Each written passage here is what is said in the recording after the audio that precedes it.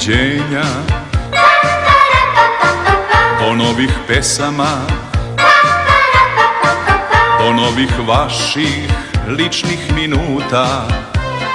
Pozivam sve devojčice, pozivam i sve dečake da pričaju, da pevaju